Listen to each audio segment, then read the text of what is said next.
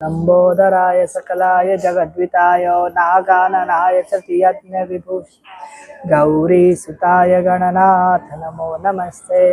शान्ताकारं भुजगशयनं पद्मनाभं सुरेशं विश्वाधारं गगनसदृशं मेघवर्णं शुभांगं लक्ष्मीकान्तं कमलनयनं योगिभिर्ध्यानगम्यं वन्दे विष्णुं भवभयहरं सर्वलोकैकनाथं श्रीगुरुदेव दत्तात्रेयाय श्रीपाद श्रीवल्लभाय नमः।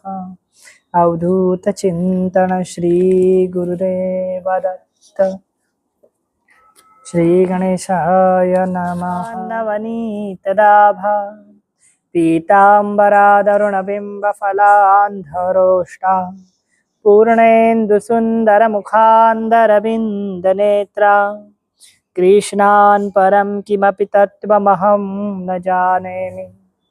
सच्चिदानन्दरूपाय विश्वोत्पत्त्यादिहेतवे तापत्रयविनाशाय श्रीकृष्णाय वयं नमः। नारायणं नमस्कृत्यं नरचैवं नरोत्तमं देवीं सरस्वतीं व्यासं ततो जयमुदीरयेत्। बर्हापीडं नटवरवपुर्कर्णयो कर्णिकारं बिभ्रद्भासकनकपिशं वैजयन्तीं च मालां रन्ध्रावेणु अधरसुधयां पूर्णयद्गोपवृन्दये वृन्दारण्यं सपदरमणं प्राविशद्गीतकीर्ति। रामाय रामभद्राय रामचन्द्राय वेधसे रघुनाथाय नाथाय सीताय पतये नमः। यस्य स्मरणमात्रेण जन्ममृत्युः बन्धनात् प्रमुच्यते नमस्तस्मै विष्णवे प्रभु विष्णवे। भक्ति भक्त भगवंत गुरु चतुर्नाम वपु एक तिनके पद वंदन किए तो नाशत विघ्न अनेक। विष्णु जी सुनिए विनय सेवक की चितलाय कीरति कुछ वर्णन करूं दीझे ज्ञान बताए। मनोजवम मारुत तुल्य वेगम जितेन्द्रियं बुद्धिमतां वरिष्ठं वातात्मकं वानरमूकयुक्तं श्रीरामदूतं शरणं प्रपद्ये। अवधूत चिंतन श्री गुरुदेव दत्त।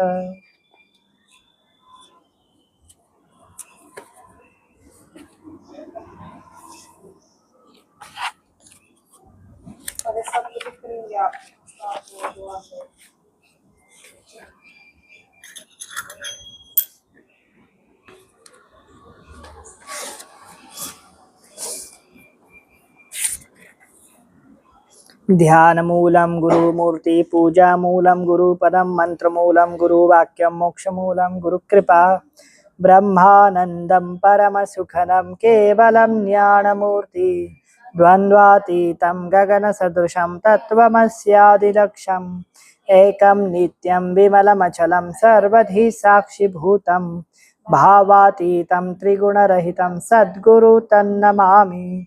गुरु ब्रह्मा गुरु विष्णु गुरुर्देवो महेश्वरा गुरु साक्षात् परब्रह्म तस्मै श्री गुरुवे नमः। अखंडं मंडलाकारं व्याप्तं येन चराचरं तत्पदं दर्शितं येन तस्मै श्री गुरुवे नमः।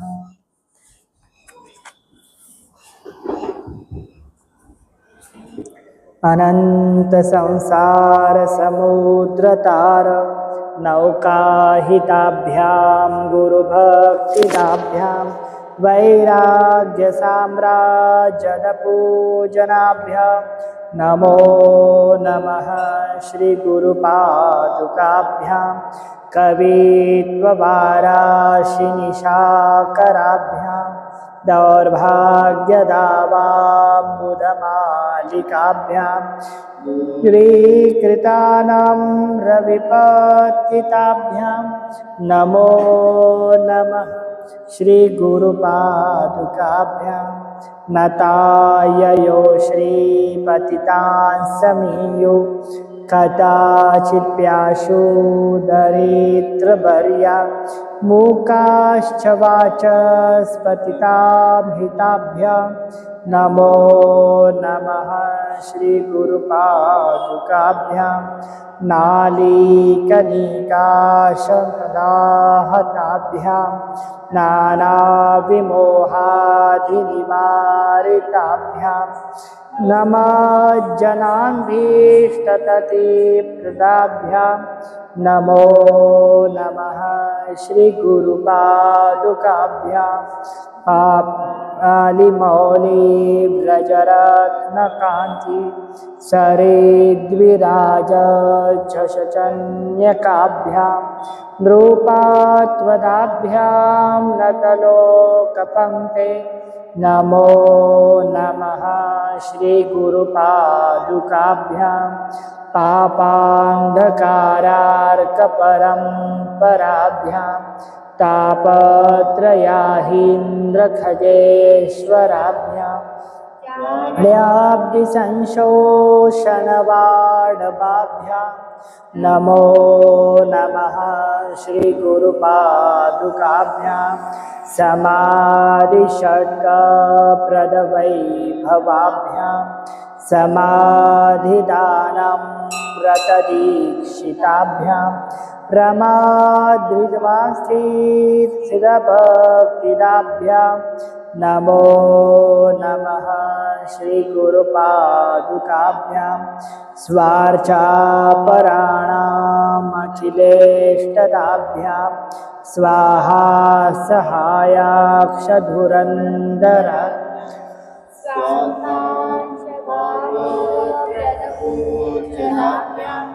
नमो नमः श्रीगुरुपादुकाभ्यां कामादिसर्पं व्रजगारुडाभ्यां विवेकवैराग्यनिधिप्रदाभ्यां बोधप्रदाभ्यां धृतमोक्षदाभ्यां नमो नमः श्रीगुरुपादुकाभ्यां नमो नमः श्रीगुरुपादुकाभ्यां नमो नमः ओम अनुसुयानंदनाय विद्महे अत्रिसुताय धीमहि तन्नो दत्तात्रेय प्रचोदयात्। अवधूत चिंतन श्री गुरुदेव दत्त।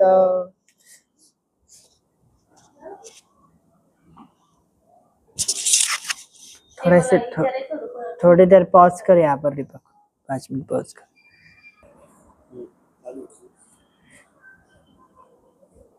कल हमने 4 अध्यायों का पठन किया था।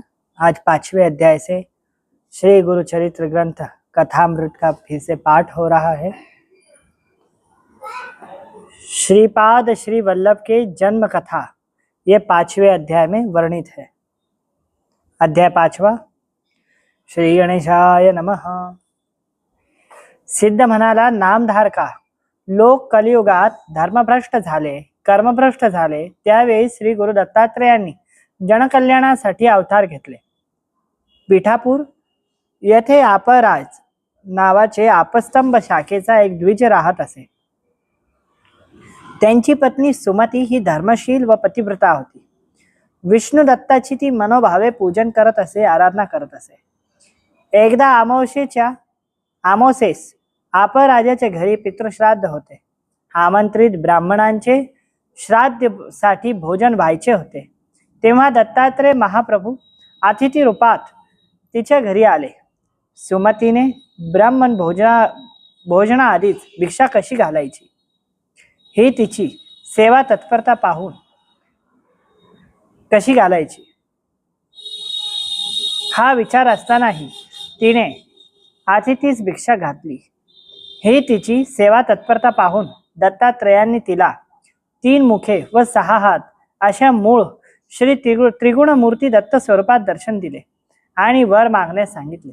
सुमती श्री गुरूंची स्तुती केली व सुमती म्हणाली, गुरुदेवा, मला आपण अतिथी रूपात माते म्हटलात अशी हाक मारली होती, म्हणून हेच वचन खरे करा असे सांगून तिने श्री दत्तांचे चरण धरले।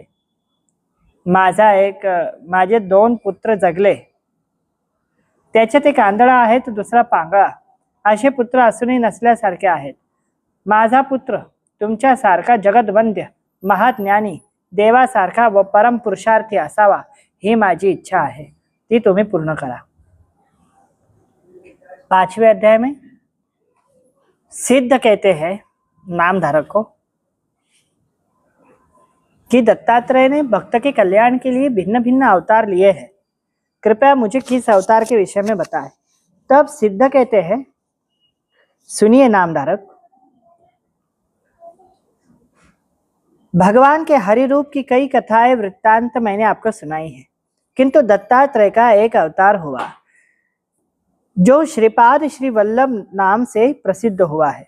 सिद्ध कहते हैं, नामधारक, पीठापुर नामक गांव में अपराज नाम के एक आपस्तंभ शाखा के ब्राह्मण रहा करते थे और उनकी पत्नी थी सुमति देवी।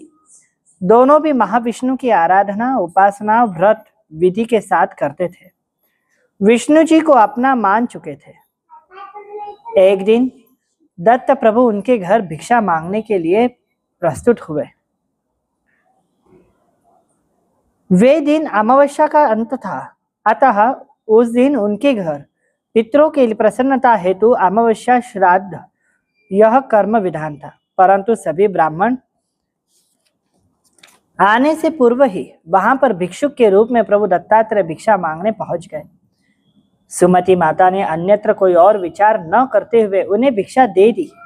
उनका यह स्वभाव जान, उनकी यह तत्परता जान दत्त महाराज प्रसन्न हो गए और उन्होंने अपने मूल स्वरूप, जो त्रिगुण मूर्ति ब्रह्मा, प्रभु विष्णु और महाशिव का जो स्वरूप है, यह एकत्रित सम्मिलित त्रिमुख और षडश बाहु स्वरूप में दर्शन दिए।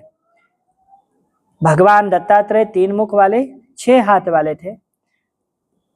उनके चरणों में स्वान का रूप धारण किए हुए चतुर्थ वेद पृथ्वी पर विचरण करते हुए बैठी हुई थे। साथ ही योग रूपिणी और धरती की शक्ति रहने वाली देवी अनघा यह गौर रूप में प्रभु के पीछे खड़ी थी। प्रभु के 6 हाथों में चक्र, गदा, जपमाल, कमंडलू, त्रिशूल, डमरू और उनके कंधे पर एक झोली लटक रही थी। यह जान दत्त प्रभु बोले, हे माता, मैं तुम पर अत्यधिक प्रसन्न हूं, मांगिए, आप क्या मांगना चाहती हो। तब सुमति बोलती है, मुझे आप संतान होकर मेरे इस उदर से जन्म ले, ऐसी मेरी इच्छा है। यह जान प्रभु दत्तात्रेय कहते हैं, हाँ मां, मैं स्वयं ही पुत्र रूप में आऊंगा, तब तुम्हारा दारिद्रता, पीड़ा, संकट सभी नष्ट होंगे। यद्यपि तुम्हारे चिरंजीवों पर भी कृपा होगी, यदि तुमने उसका, अब इन्होंने कहा है कि तब तो सभी तकलीफें दूर हो जाएंगी जब मैं जन्म लूंगा तब, किंतु उन्होंने ये भी कहा है कि जब मैं जन्म लूंगा तब आप कभी रुकाओगी नहीं। यद्यपि अगर आपने कभी उस बच्चे का नहीं सुना तो वो घर छोड़कर चला जाएगा, क्योंकि वो मेरा रूप रहेगा, मैं ही उस लड़के के रूप में आने वाला हूँ, इसलिए आपको उसका सुनना होगा। आप कुछ भी सवाल वगैरह नहीं पूछोगी कि वो क्यों कर रहा है, किस लिए कर रहा है, क्या कारण है, ऐसा था। यह कहकर वह स्वयं ही अदृश्य हो गए। अपने पति अपराज को माता सुमति ने यह सब वृत्तांत सुनाया। दोनों आनंद से भाव विभोर होकर अपना संसार आनंद से करने लगे। कुछ काल बीत जाने पर सुमति माता को एक पुत्र का रत्न प्राप्त हुआ। वे दिनों दिन ऐसे बढ़ता जैसे भाद्रपद शुक्ल का चतुर्थी हो, और चतुर्थी की आने वाली चंद्रमा की भांति ही वह बढ़ता चला जाता। अपराज ने बहुत ही दान धर्म कर पुत्र की पत्रिका बनवाई, तो उस पत्रिका में, उस कुंडली में सारे ब्राह्मणों ने यही वृत्तांत कहा कि यह ब्राह्मण, यह बालक स्वयं जगत गुरु और जगत वंद्य होगा। यह वाणी जान अपराज तो प्रसन्न हो गए, माता सुमति भी प्रसन्न हुई। यह स्वयं दत्त है, जग कल्याणार्थ जन्म ले रहे हैं। यह सुमति और अपराज को समझ आ गया और उनका नाम जन्म लेते ही क्या रखना चाहिए यह जान वह ब्राह्मणों से पूछने लगे। किंतु जिस ब्राह्मण ने नाम रखने का नियोजन किया, उनके स्वप्न में स्वयं दत्त प्रभु प्रकट होकर कहने लगे कि श्री, यह हमारे चरणों की दासी है, अत्यधिक हम भी श्री के प्रिय है, इसीलिए अनघा लक्ष्मी, योग रूपिणी लक्ष्मी, यह मेरी स्त्री है, इसी कारण मेरा विवाह नहीं होगा। मैं योग और कठोर तप से ही विवाह करूंगा। यानी मेरा विवाह मेरी पत्नी को नहीं, सिर्फ योग और तपस्या, दूसरा कुछ नहीं, जिसे हम योग लक्ष्मी कहते हैं, भोग लक्ष्मी, मोक्ष लक्ष्मी, अन्न लक्ष्मी, धान्य लक्ष्मी, वैसे यह योग लक्ष्मी, अनघा लक्ष्मी ही हमारी पत्नी होंगी, इसीलिए हमारा नाम श्रीपाद रखे, ऐसा उन्होंने कहा। और ब्राह्मण ने नाम रख दिया श्रीपाद श्री वल्लभ। श्री वल्लभ यानी लक्ष्मी जी के पति, और श्रीपाद यानी लक्ष्मी जी जिनके चरणों में है वो, इसलिए श्रीपाद श्री वल्लभ नाम हुआ। वो श्रीपाद श्री वल्लभ भगवान की जय। स्वामी श्रीपाद श्री वल्लभ जी को देखकर 7 वर्ष का होने तक यथाचित शास्त्रानुसार अपराज ने उनकी मुंज की, यानी उपनयन संस्कार किया। मुंज की, जने वगैरह डाल दिया, शिखाएं लगवाए। अतः श्रीपाद श्री वल्लभ जी सर्वकला, सर्वधर्म, ज्ञान और सभी विशिष्ट तत्वों में उत्तीर्णता प्राप्त कर पारंगत हो गए। श्रीपाद जब 16 साल के हो गए तब उनका विवाह की बात चली।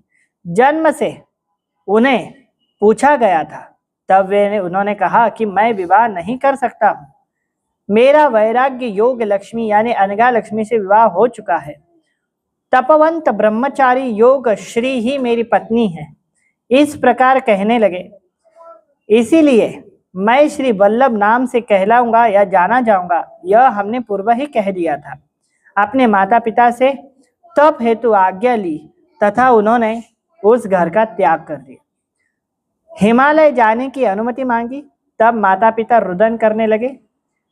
उन दोनों ने भाइयों ने श्रीपाद श्री वल्लभ के चरण पकड़े तथा माता भी रुदन करने लगी। भाइयों की यह अवस्था जान श्रीपाद श्री वल्लभ ने दोनों भाइयों को, उनके 2 भाई कैसे थे, एक थे अंधे और एक थे लंगड़े, पांगड़े थे, दोनों भाइयों को उन्होंने पुनः स्वस्थ कर दिया और माँ को कहा कि लो तुम्हारे दोनों पुत्र अब ठीक है, अब मुझे बद्रीनाथ जाने की आज्ञा दो।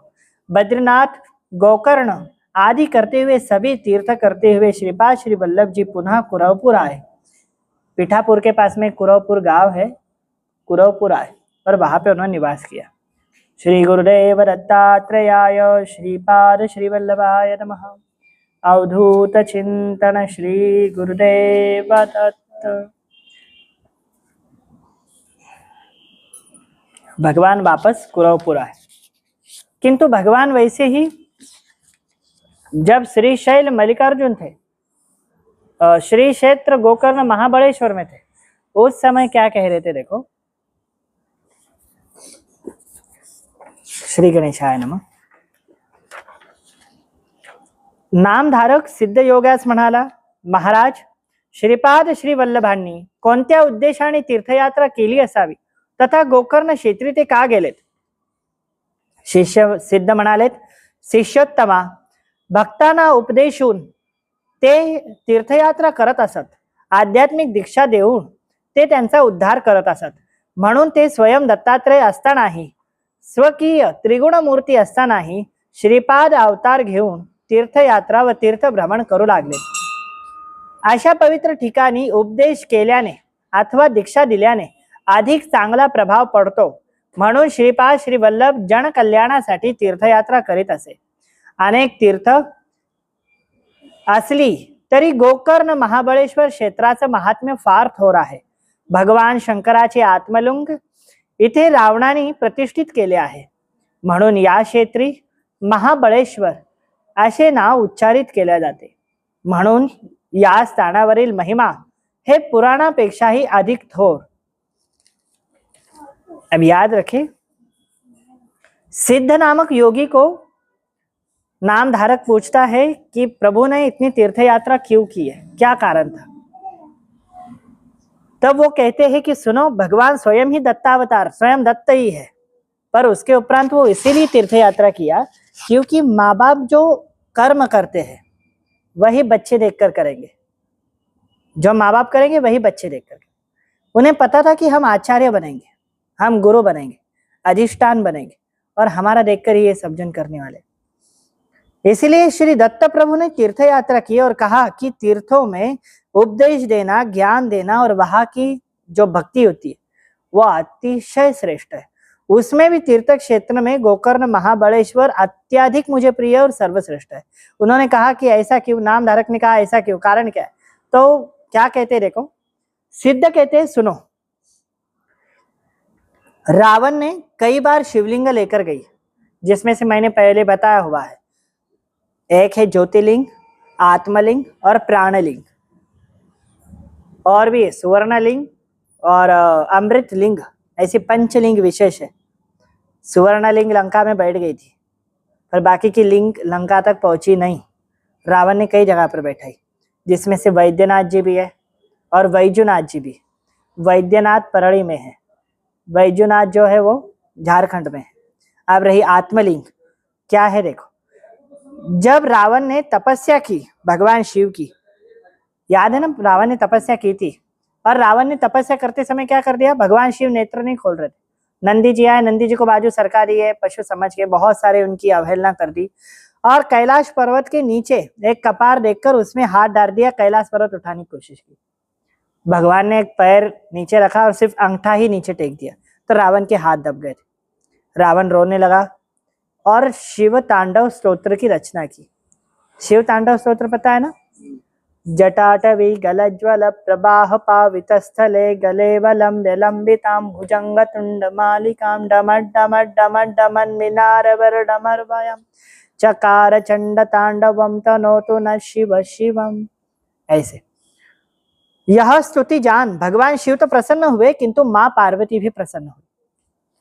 आत्मलिंग की पूजा मां पार्वती किया करती थी, प्राणलिंग की पूजा नंदी जी किया करते थे, ज्योतिर्लिंग की पूजा गणेश जी कार्तिकेय जी किया करते थे, सुवर्ण लिंग की पूजा ये भगवती लक्ष्मी जी किया करती थी, और एक क्या था, अमृतलिंग, अमृतलिंग की पूजा स्वयं ब्रह्मदेव किया करते थे, और पांचों लिंग रावण ने ले गए थे। अब रही आत्मलिंग की बात, तो माता से उसने आत्मलिंग मांगी और माता ने आत्मलिंग दे दी। जब रावण जाने लगा तो उतने में नारद जी प्रकट हुए, और नारद जी ने बोल दिया, अरे बोले तो सप्त ऋषियों का संतान है, सप्त ऋषियों का नातू है, पुलस्त ऋषि तेरे दादाजी, और तू उनका नातू है, और तू त्रिकाल संध्या नहीं कर रहा, तू कैसा ब्राह्मण? हर किसी के जात पर कह दोगे तो बहुत बुरा लग जाएगा किसी को। आदि का दुसह्य जाति अपराधा है ना, या तो जाति अवमाना, जाति पर कह दो तो छोटा छोटा भी गुस्सा आया, हमारी जाति है, भले जात उसके साथ नहीं जाएगी पर गुस्सा।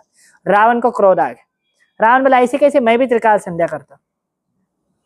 अब कई कथाओं में ऐसा होता है कि लघु शंका के लिए रुका, कई कथा में आता है कि वो त्रिकाल संध्या के लिए रुका, पर आत्मलिंग के समय वो त्रिकाल संध्या यानी पूजन के लिए ही रुका था, और गणपति ने हर बार भिन्न भिन्न रूप ले लेकर वहां पर रुके। इस बार एक बच्चे का रूप लिया था, 2 हाथों वाला, जाड़ा गुबगुबित, सोंड थी, मोदक था।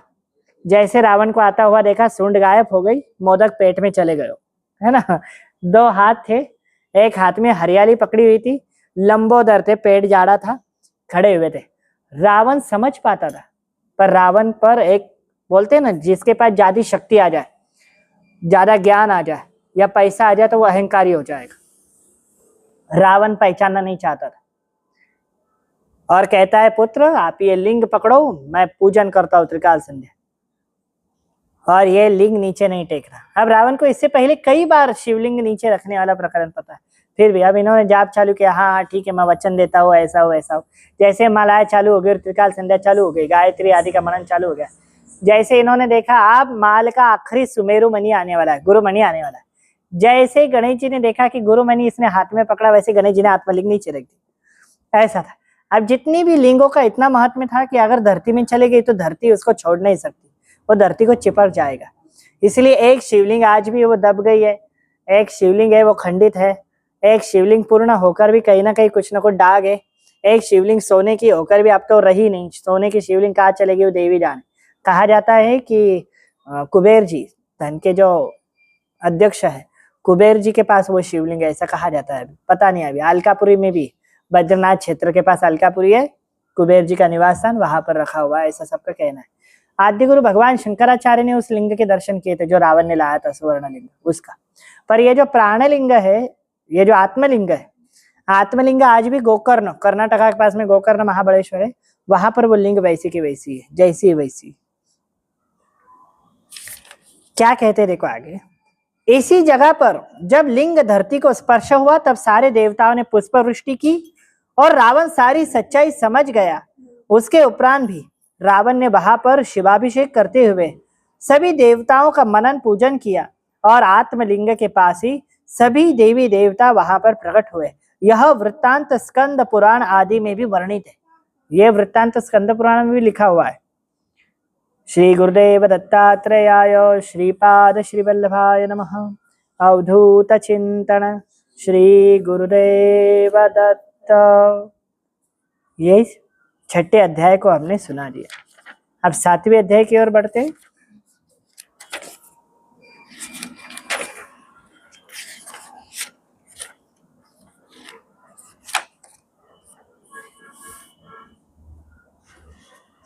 सातवें अध्याय में मित्र सह राजा की कथा थी।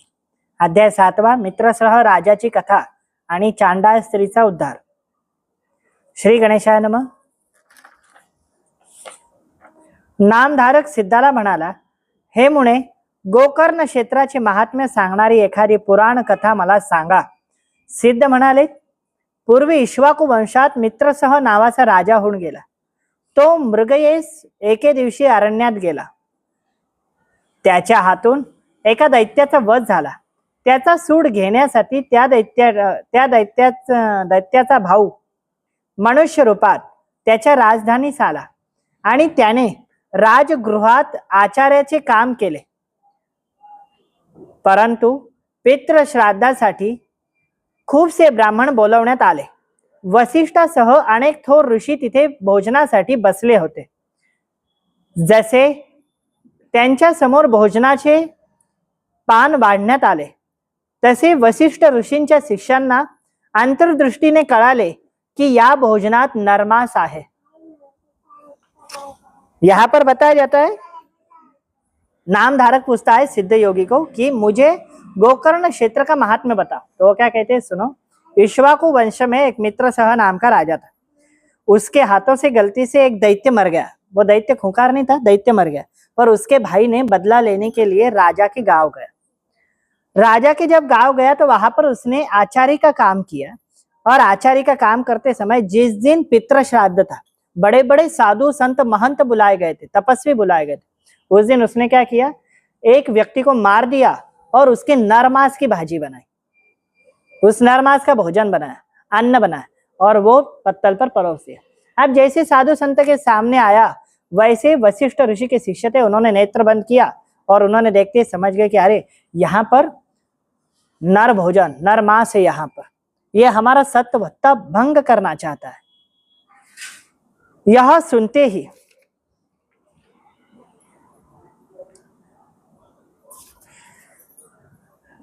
सुनते ही राजा को क्रोध आया और राजा ने उस रसोइये को पकड़ने की कोशिश की। तब तक पकवान बनाने वाला वहां से भाग गया था। किंतु जिसने अंतर्दृष्टि से देखा कि यहाँ पर नर भोजन है, उसने उठकर खड़े रह गया। एक ऋषि के कमंडल में पानी था, वो हाथ में ले लिया और श्राप दे दिया, हे राजन, तूने हमें नर भोजन करवाया है या नर भोजन परोसा है, तूने दैत्य का कृत्य किया है। जा, तू पिशाच हो जाएगा, तू कल्पांत तक के यहाँ पर दैत्य बन के रहेगा। अब जैसे उनको श्राप मिल गया, राजा क्रोधित हो गए। राजा भी, मैंने तो कुछ गलती की नहीं, बनाने वाला तो रसोइया था, मुझे श्राप क्यों बैठ गया। यह सोचकर राजा ने भी हाथ में पानी उठाया और बोला कि बोले ब्राह्मण श्रेष्ठ, मैं आपको भी श्राप दूंगा। उर्तुटी देखना, कभी कभी साधु संत ने कुछ कभी बोल दिया तो हम भी उर्तुटी पर आ जाते। और ग्रंथ कहते हैं कि उर्तुटी करने के बाद कोई भी श्रेष्ठता नहीं होती, वो व्यक्ति मोक्ष को नहीं जा पाता। पर राजा की पत्नी ने, मदयंती ने, जब उनको समझाया, कई ग्रंथ में दमयंती भी आता है, कई ग्रंथ में मदयंती भी आता है, गुरुचरित्र में मदयंती ही है। मदयंती ने जब राजा को समझाया, तब राजा ने हाथ में लिया हुआ पानी नीचे फेंक दिया और रोने लगा। तब उपश्राप देने के लिए वशिष्ठ ऋषि के आदेश पर उनके शिष्य ने कहा कि आज से तुम जंगल में रहा करोगे। कल्माशपाद नामक जब पुत्र होगा तब आप श्राप मुक्त होंगे तथा आपके इस रूप का त्याग होगा। जब कोई भस्म धारण करने वाला तुम्हारे पास आएगा। कुछ दिनों बाद राजा जिस जंगल में रहता था वहां से एक ब्राह्मण और ब्राह्मणी जाने लगे, और राजा ने क्या कर दिया, ब्राह्मण को मार के खा लिया। यह सुन ब्राह्मणी ने राजा को श्राप दिया, और राजा की मृत्यु होने पर, राजा के उस शरीर का त्याग होने पर राजा ने पुनः दूसरा रूप लेने की कोशिश की, किंतु श्री गुरुचरित्र में प्रमाण है कि राजा अपने श्राप से मुक्ति पाने का प्रयत्न करके भी मुक्त नहीं हो पाया। तब उस ब्राह्मण पत्नी ने श्राप दिया कि जिस भांति तूने हम पति पत्नी को भिन्न किया है, वैसे यद्यपि तेरा श्राप मुक्त होने पर तू रानी के पास भी गया तो भी तेरी तत्क्षण और तत्काल मृत्यु हो जाएगी, रानी को छूने पर भी। अब राजा तो राजभवन में गया, किंतु रानी को मिलना ही नहीं चाह रहा था। कुछ दिनों बाद रानी को समझ आया कि कुछ तो प्रकरण है, जो राजा हमसे बात नहीं कर रहा है, नजरें नहीं मिला रहा है, स्पर्श नहीं कर पा रहा है, भीतर नजीक नहीं आ पा रहा है, समीप नहीं आ पा रहा है। तब रानी ने बड़े बड़े साधु संत महात्माओं को बुलाया, और महात्माओं को जब बुलाया गया तो राजा ने पूर्ण सत्यता बताई। वहां पर ऋषि गौतम ऋषि जी आए थे। आज भी महाराष्ट्र का गौतमारण्य जो है, ये सभी गौतम ऋषि के नाम से ही विख्यात है, शिवालय से लेकर त्र्यंबक तक गौतम ऋषि जी आए थे। तब गौतम ऋषि बोलते हैं, राजन आप चिंता ना करें, आप गोकर्ण महाबलेश्वर जाए, वहां पर ईश्वर ने, यानी शिव जी ने, ईश्वर ने कई शक्तियों को स्थापन किया हुआ है, और भगवान शिव शंकर की आत्मलिंग उसी स्थान पर विराजित है। उसी समय वहां पर वशिष्ठ महर्षि आते हैं। वशिष्ठ महर्षि ने भी यही कहा कि वहां पर ब्रह्मा, विष्णु, शिव, गणेश, कार्तिकेय त्रिदेव त्रिदेवी का नित्य निवास होता है। अतः उस स्थली पर जाकर आप शिव पूजन करें, अर्चन करें, जलाभिषेक करें और सहस्र बिल्वार्चन करें। उस स्थल पर केवल एक समय या एक क्षण खड़े रहकर शिव नाम लेने पर भी अनंत श्रापों का निरसरण हो सकता है। अब वशिष्ठ ऋषि, इन्हीं के शिष्य ने श्राप दिया था ना। जैसे कहा है, राजा गुरु के भांति ही, गुरु के वचनों के भांति ही गोकर्ण महाबलेश्वर गया। पितृतर्पण आदि ऋणों से मुक्त होकर राजा ने वहां पर शिव पूजन करना प्रारंभ किया। त्रिदेव त्रिदेवियों का दर्शन प्राप्त करके श्री गणेश का दर्शन प्राप्त किया, तथा समस्त देवी देवताओं के सामने जाकर अपने पाप कर्मों के लिए याचना करने लगा। सहस्र बिल्वार्चन होने पर वहां पर स्वयं शिवदूत प्रकट हुए, और उन्होंने शंखनाद करते हुए भगवान शिव के प्रत्यक्ष दर्शन राजा को करवाए। जिस श्राप से राजा मुक्त हुआ, और राजा पुनःवत यथोचित धर्म संलग्न होकर राज्य करने लगा। सिद्ध मुनि कहते हैं, यह सुनकर इक्ष्वाकु वंश में जो मित्रसह नाम का राजा था, वो गोकर्ण क्षेत्र में जाकर शिवाराधना करके महाप्रभाव से श्राप मुक्त हुआ। इसीलिए है नामधारक, जो भी गोकर्ण क्षेत्र में जाकर पूजन करेगा, आराधना करेगा, वे भी श्राप मुक्त और घोर दारिद्रता से मुक्ति प्राप्त करेगा। अवधूत चिंतन श्री गुरुदेव दत्त। श्री गुरुदेव दत्तात्रेयाय श्रीपाद श्री वल्लभाय नमः। 8वां अध्याय लेना है ना। हम कथा सार ही ले रहे हैं, सब कुछ मराठी कुछ हिंदी।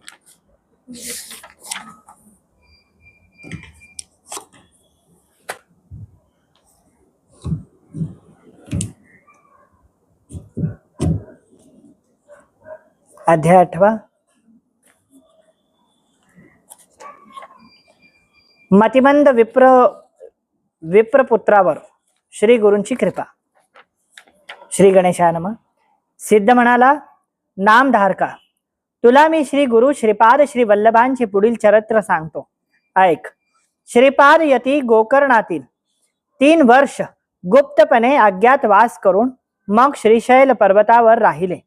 मग कृष्णा व गोदावरीच्या संगमावर वसलेले कुरवपूर या गावी आले. त्यांची तेथे खूप प्रसिद्धी झाली.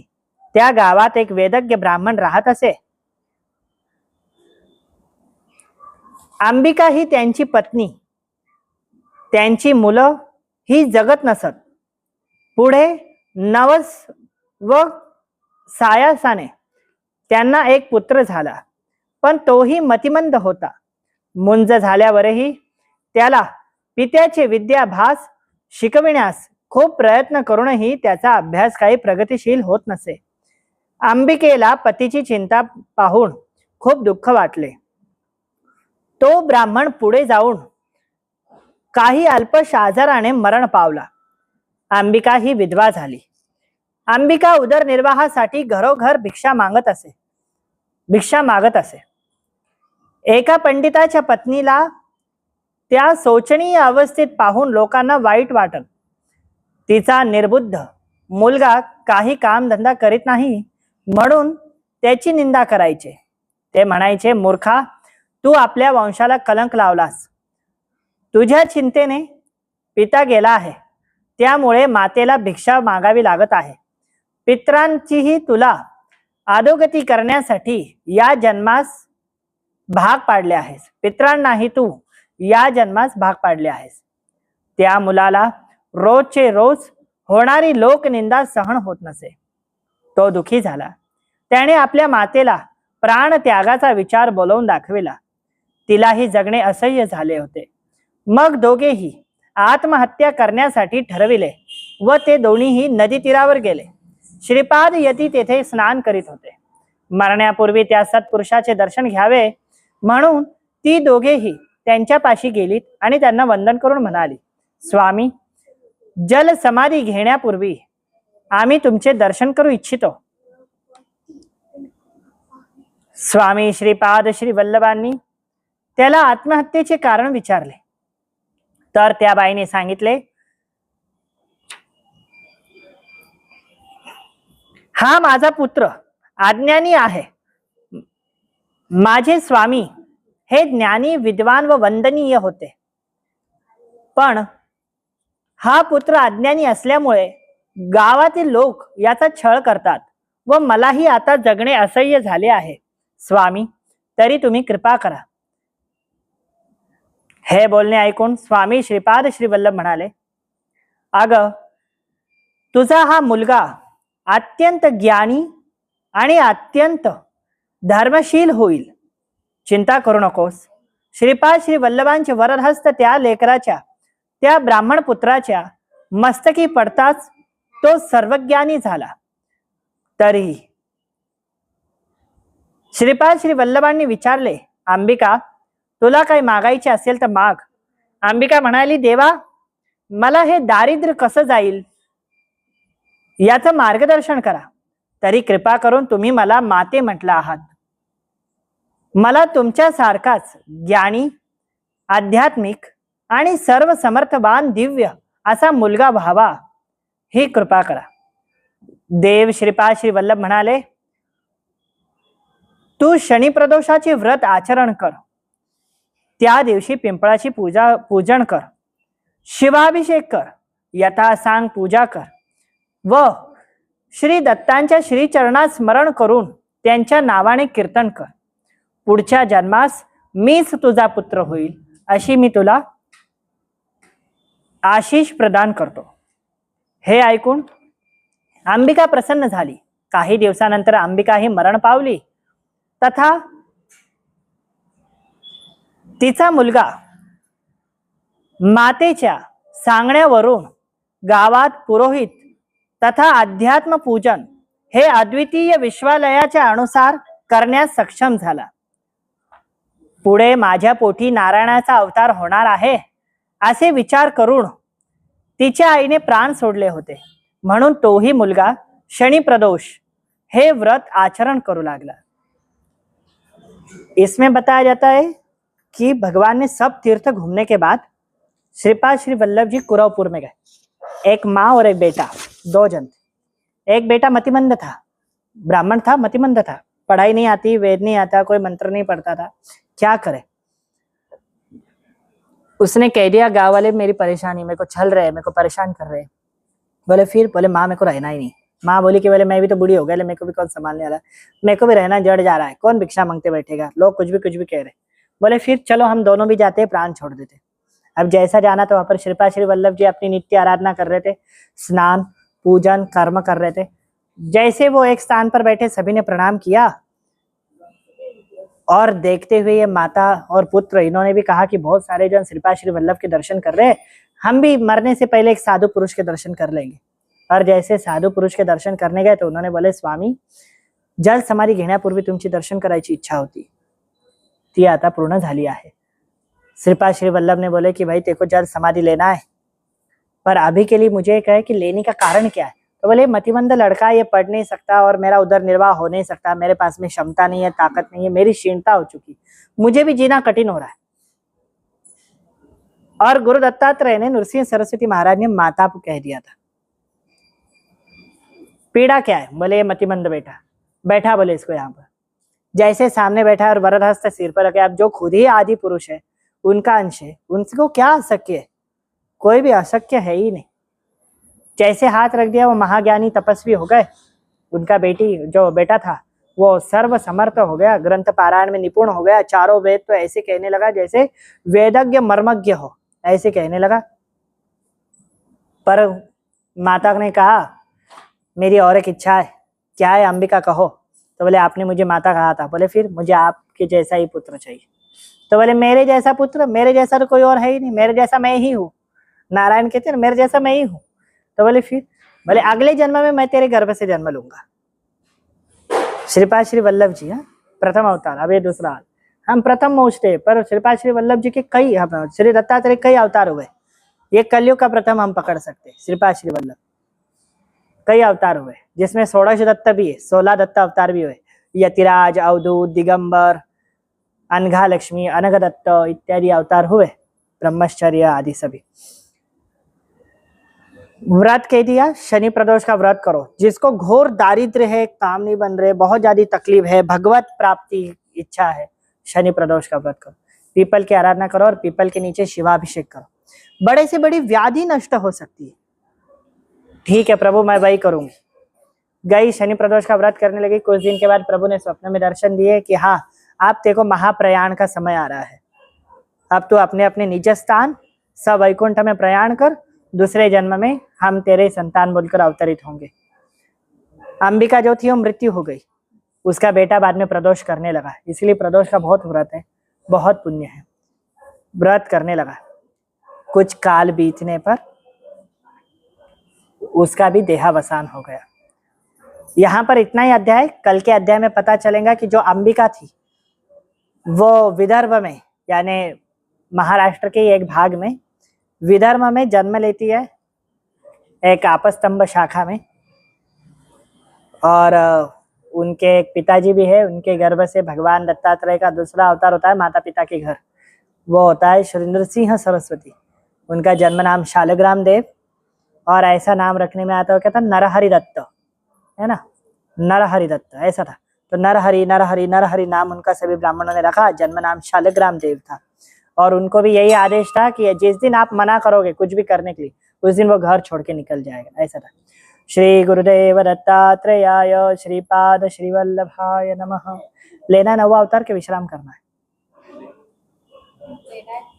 9-10 ले लेने का अध्याय, ठीक है। अब आधा तो मैंने सुना ही दिया है, फिर भी सुना देता हूं। अध्याय 9वां।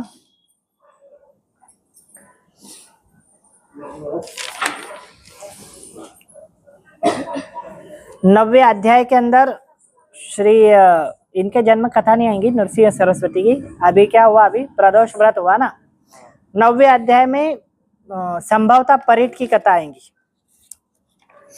यानी रजक, जो दूसरे जन्म में रजक बनता ना, उसकी कथा आएंगी। हाँ, परिट की कथा है। अध्याय 9वां, श्री गुरूंचे वरदान। श्री गणेशाय नमः। नामधारक सिद्धाला म्हणाले, महाराज तुम्ही श्रीपाद श्री वल्लभ कुरुपुरात असताना आणखी कोणकोणत्या लीला दाखविल्या? सिद्धयोगी म्हणालेत, तेथील वास्तव्य श्रीपाद श्री वल्लभ यतीनी स्नान करीत असताना नित्य नदीवर जात असत.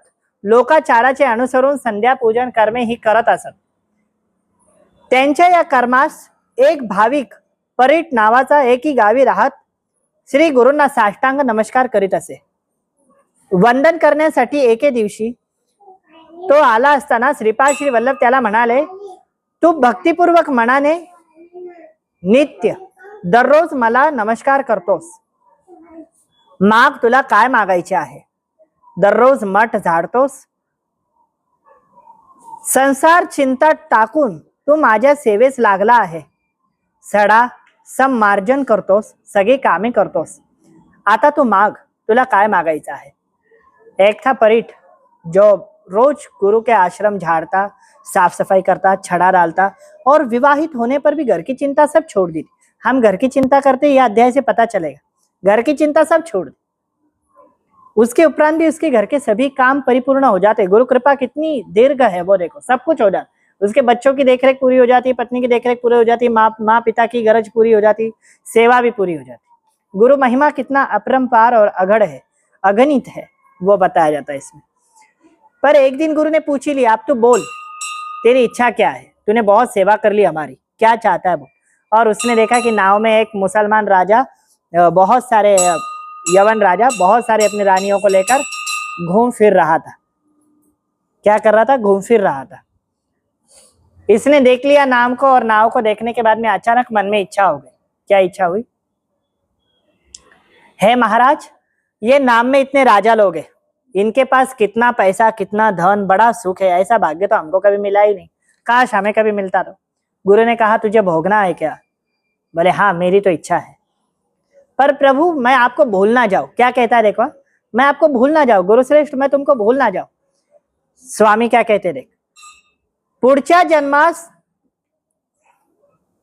तू रजक नावाने यवन कुळात जन्म घेशील. तू राजा होशील आणि गाणगापुरास तुझी आणि माझी भेट होणार. तो ये परीट क्या बोलता है, पण देवा, मी तुम्हाला कसं ओळखणार आहे? मैं तुमको कैसा पहचानूंगा? तो अगले जन्म में मुसलमान राजा होगा, घूमेगा फिरेगा, सभी ये सुख को भोगेगा. पर प्रभु, मैं आपको पहचानूंगा कैसा? धन आने पे मैंने सुना है कि लोग भगवान भूल जाते हैं, फिर मैं भी आपको भूल जाऊंगा. तो उन्होंने कहा, चिंता मत कर, मैं तुझे याद दिलाऊंगा कि पिछले जन्म में तू कौन था और मैं कौन. कोण कहते? गुरु दत्तात्रय. मी तुला आठवण देईन आणि तुझ्या या जन्माच्या नावाने मी तुला आवाज देईन. इसीलिए याद रखना, इसमें कथा भी है. जब वो आता ना, तब श्री गुरुदेव दत्त यही बोलते. पहले तो रजक बोलकर आवाज देते, का रे रजका, कुठे होतास एवढी दिवस, एवढी वर्ष. और बाद में फिर गुरुदत्त तुरंत कह देते, परीट जन्माला आला होता, विसरलास का आम्हाला. और उनको समझ में आता, अरे हे पूर्वजन्मा श्रीपाद श्री वल्लभ नावाचे दत्त आहेत, एकमुखी दत्त आहेत. दीर्घ केशी, दीर्घ त्रिगुण मूर्ती, त्रयमूर्ती, हे स्वयं दत्त आहात. आता या जन्मात हे नरसिंह सरस्वती अवतरलेत. ऐसी कथा आती इसके अंदर. द्वादशी मृग नक्षत्र असताना श्री गुरु हे गंगेत गुप्त झालेत. द्वादशी और मृग नक्षत्र थे.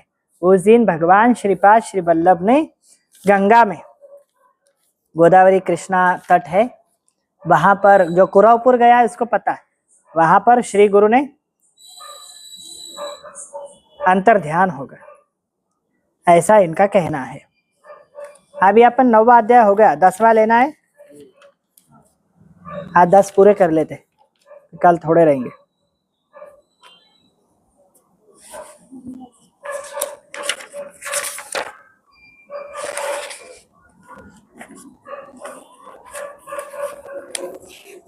वल्लभेश ब्राह्मणा जीवदान. श्री गणेशाय नमः. सिद्ध योग्याला नामधारक म्हणाले, महाराज श्रीपाद यती सूक्ष्म रूपाने कुरवपुरात राहतात असं आपण सांगितलं आहे. हे सत्य आहे का? म्हणजे दत्तात्रयांचे पुढील अवतार ते होणार तरी कसे? उन्ने काय बोले, जर आता महाराज तुम्ही काय म्हटलेत की ते गंगेत समाविष्ट झाले, जल समाधी त्यांनी घेतली, ते अदृश्य झाले, म्हणजे आता ते शरीर रूपात नाही. मग दत्त तिथे कसे आहेत? आणि जर ते तिथे आहेत तर ते पुनर्जन्म कसं घेणार? आता दुसरा जन्म कसं घेणार? सही सवाल है. अगर वो वहां पर है तो दूसरा जन्म कैसा होगा? तब सिद्ध क्या कहते देखो, श्री गुरूंचा महिमा अतर्क्य, अवर्णीय आणि अगणित आहे. त्यांची लीला व त्यांच्या लीलेचा कसलाही थांग पत्ता कोणाला लागत नाही. जसा सूर्य सहस्र रश्मीने उगवतो तसा हा नरहरी अनंत रूपाने स्वरूपे धारण करून भक्ताचं कल्याण करतो. भगवान विष्णू क्षीर सागरात वास करत असतानाही भक्तांवर कृपा करण्यासाठी या भूतळावर प्रत्येक अनेको अवतारात जन्म घेतात, प्रगट होतात आणि प्रकट होऊन आपले सृष्टीचक्र अव्याहत चालवण्यासाठी एकमेव अद्वितीय परब्रह्म स्वरूप त्रिगुण रूप म्हणजेच त्यांचे हे दत्त आणि त्या दत्तांचे कलियुगातले श्रीपाद श्री वल्लभ हे त्यांचे अवतार म्हणजे ते सर्वसामान्य नाहीत हे आधी आपल्या चित्तीत आकलन करून घे.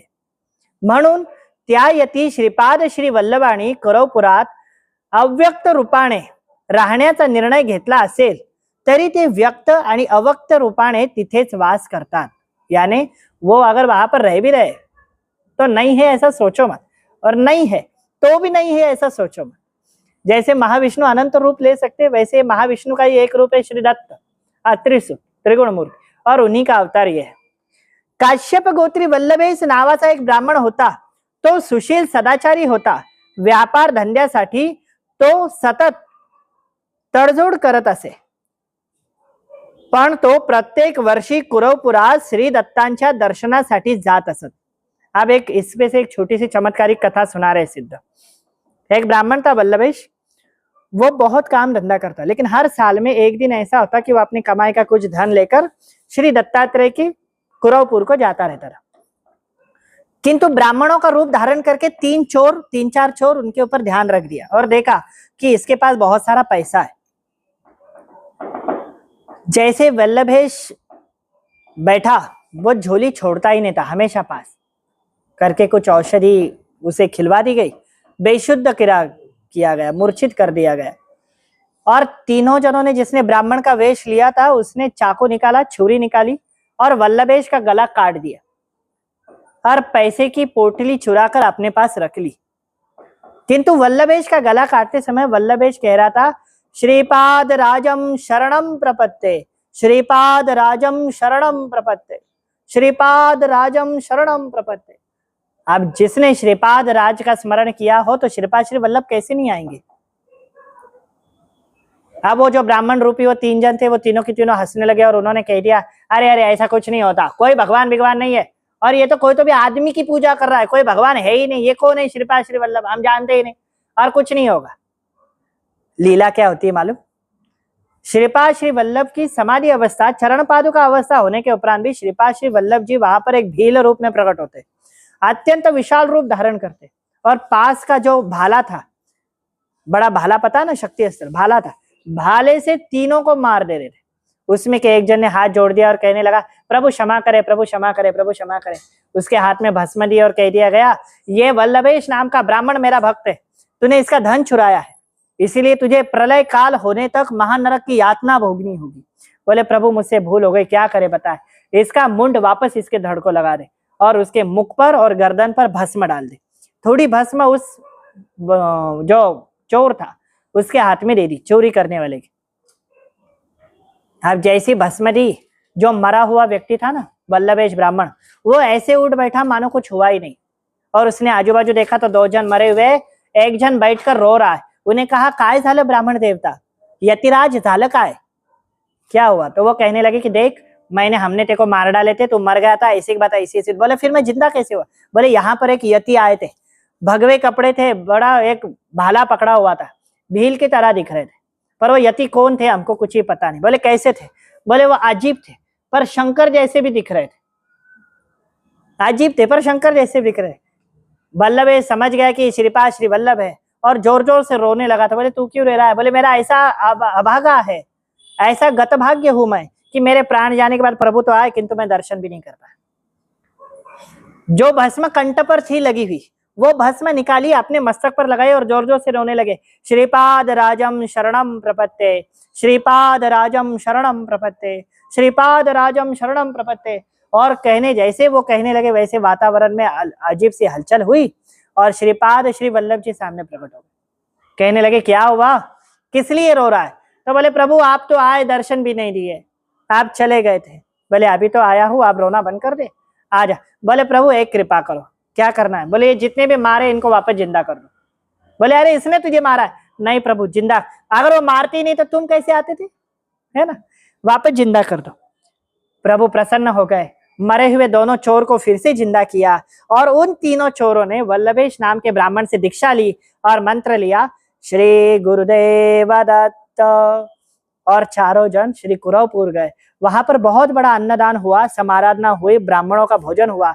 और जैसे श्री समाधि स्थल को स्पर्श हुआ, समाधि स्थल से आवाज आया, दिगंबरा दिगंबरा श्रीपाद वल्लभ दिगंबरा, एतानि नामानि कीर्तयानि च पठन्ति ते नराम सदा मम कृपाम प्रसादम प्राप्तिरस्तु। समझे? समझे कुछ के नहीं? समाधि से आवाज आया, जो कहेगा दिगंबरा दिगंबरा श्रीपाद वल्लभ दिगंबरा, ऐसा जो जाप करेगा वो व्यक्ति को सदा सर्वदा मेरी कृपा प्राप्त होगी, मैं ऐसा आशीष देता हूँ। इसीलिए दत्त मंत्र में यह होता है, दिगंबरा दिगंबरा श्रीपाद वल्लभ दिगंबरा, दिगंबरा दिगंबरा। ऐसे वल्लभेश नाम का यह एक लीला बताई गई। श्री गुरुदेव दत्तात्रेयाय श्रीपाद श्री वल्लभाय नमः। अवधूत चिंतन श्री गुरुदेव दत्त। अब कल हम 11वें अध्याय से चालू कर देंगे। अभी हनुमान जी की भी आरती करना है, मंगल कर।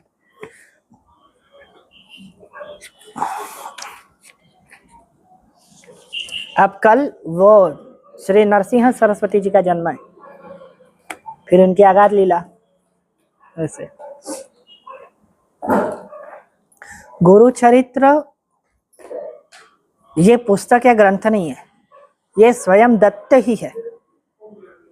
व्यक्ति जब बेचैन हो जाए, कोई मार्ग ना मिले, गुरु चरित्र को यथोचित संपूर्ण श्रद्धा के साथ, विश्वास के साथ, सनियमों के साथ पढ़े तो उसे शीघ्र प्रचिति प्राप्त होती। ये बात उतना ही सत्य है।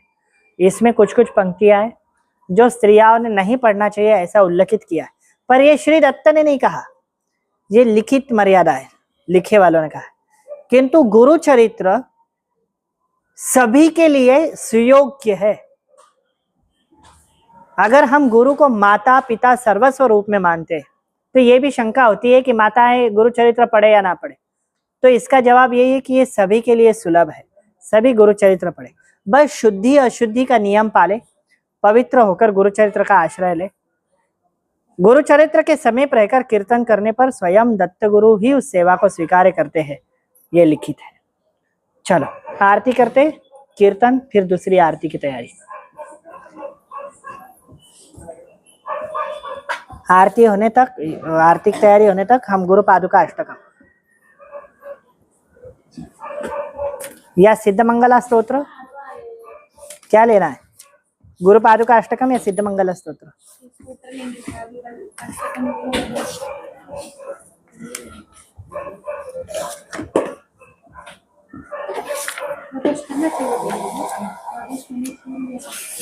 नहीं, तुम एकादशी पकड़ते हो ना? एकादशी सब व्रतों का राजा। एकादशी के बाद फिर इतर कुछ करने की आवश्यकता नहीं।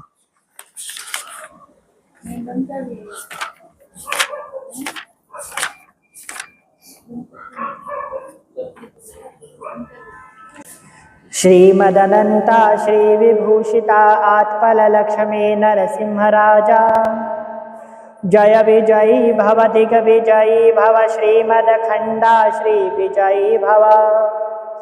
श्री विद्याधर राधा सुरेखा श्री राखीधर श्रीपादा, जय विजयी भव दिग्विजयी भव श्रीमदखंडा श्री विजयी भव। माता सुमति वात्सल्यामृत परिपोषित प्रभु श्रीपादा, जय विजयी भव दिग्विजयी भव श्रीमदखंडा श्री विजयी भव। सत्य ऋषीश्वर दुहितानंदन वापनार्युत श्री चरणा, जय विजयी भव दिग्विजयी भव श्रीमदखंडा श्री विजयी भव। सावित्र काटक चयन पुण्य फल भारद्वाज ऋषि गोत्र संभवा, जय विजयी भव दिग्विजयी भव श्रीमदखंडा श्री विजयी भव। द्यौचौपाती देव लक्ष्मी गण संध्या बोधित श्री चरणा, जय विजयी भव दिग्विजयी भव श्रीमदखंडा श्री विजयी भव। पुण्यरूपिणी राजमाम्बसुतगर्भ पुण्यफल संजाता। जय विजयी भव दिग्विजयी भव श्रीमदखंडा श्री विजयी भव। सुमति नंदन नरहरि नंदन दत्त देव प्रभु श्रीपादा। जय विजयी भव दिग्विजयी भव श्रीमदखंडा श्री विजयी भव। पीठिकापुर नित्य विहारा मधुमति दत्ता मंगल रूपा। जय विजयी भव दिग्विजयी भव श्रीमदखंडा श्री विजयी भव। इति वापनार्य कृतः सिद्धमंगला स्तोत्रम्। अनघा दत्तात्रेयाय नमः। अनघा दत्तात्रेयाय नमः। अनघा दत्तात्रेयाय नमः। पुनश्च गुरुस्मरणं।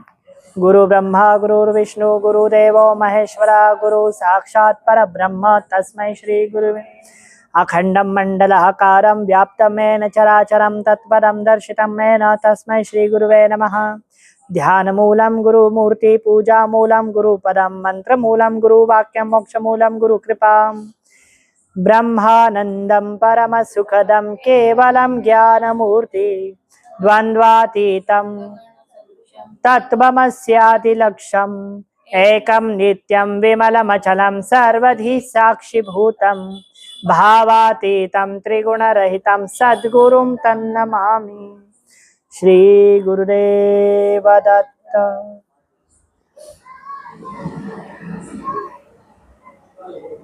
आज कितने अध्याय स्मरण करवा?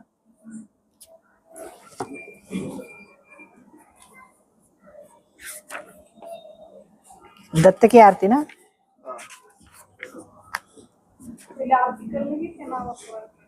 आरती कर लेंगे ना, बल फिर उधर की आरती का भी हो जाएगा। नाम स्मरण बाद में कीर्तन होगा।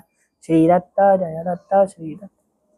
आरती दत्त महाराज की गाऊं। आरती दत्त महाराज की आरती गाऊं हरि अलख जगाऊं। आरती गाऊं हरि अलख जगाऊं। त्रिगुण मूर्ति के गुण मैं गाऊं। आरती दत्त महाराज की गाऊं। आरती दत्त महाराज की गाऊं। अत्रि नंदन भक्त दुलारे। अत्रि नंदन भक्त दुलारे। विश्वनाथ प्रभु हो अति प्यारे। विश्वनाथ प्रभु हो अति प्यारे। षडश बाहु तेरी लीला सुनाऊं। षडश बाहु तेरी लीला सुनाऊं। आरती दत्त महाराज की गाऊं। आरती दत्त महाराज की गाऊं। विश्वनाथ सब खेल तुम्हारे। विश्वनाथ सब खेल तुम्हारे। वेद चतुर्थ शरण तुम्हारे। वेद चतुर्थ शरण तुम्हारे। प्रेम भक्ति की सुधा मैं चाहूं। प्रेम भक्ति की सुधा मैं चाहूं। आरती दत्त महाराज की गाऊं। आरती दत्त महाराज की गाऊं। अनेक रूप धरो है जगतारण। अनेक रूप धरो है जगतारण। पाप दोष हर भक्त उबारण। पाप दोष हर भक्त उबारण। आदि गुरु तुम्हें शीश नवाऊं। आदि गुरु तुम्हें शीश नवाऊं। आरती दत्त महाराज की गाऊं। आरती दत्त महाराज की गाऊं। गौ माता धरती मही प्यारी। गौ माता धरती मही प्यारी।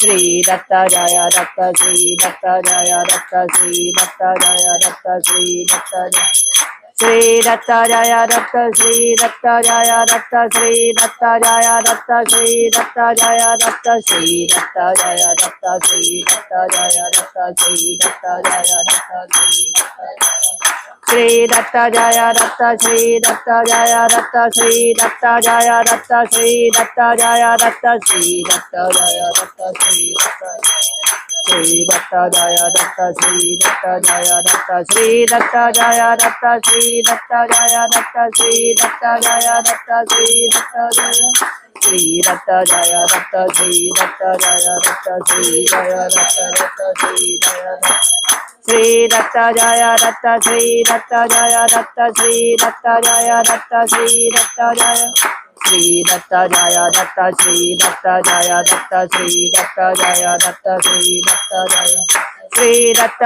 दत्त श्री दत्तात्रेय दत्त श्री दत्तात्रेय दत्त श्री दत्तात्रेय दत्त श्री दत्तात्रेय दत्त श्री दत्तात्रेय दत्त श्री दत्तात्रेय श्री दत्तात्रेय दत्त श्री दत्तात्रेय दत्त श्री दत्तात्रेय दत्त श्री दत्तात्रेय श्री दत्तात्रेय दत्त श्री दत्तात्रेय दत्त श्री अवधूत चिंतन श्री गुरुदेव दत्त श्री गुरुदेव दत्तात्रेयाय श्रीपाद श्री वल्लभाय नमः। श्रीपाद श्री वल्लभ भगवान की जय। स्वामी नरसिंह सरस्वती महाराज की जय। अत्रिसुताय विद्महे अनुसूयानंदनाय धीमहि तन्नो दत्तात्रेय प्रचोदयात्।